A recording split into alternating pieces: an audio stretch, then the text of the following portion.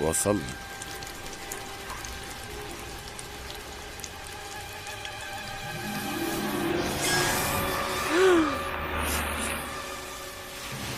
بصوا بحلق كويس يا ريمي. ده اللي بيحصل للفار لما يقرب شوية من بني آدم. العالم بيسيطر عليه أعدائنا، لازم ناخد بالنا ونشوف فين مصلحة إخواتنا يا ريمي، وفي نهاية الأمر ملناش غير بعض.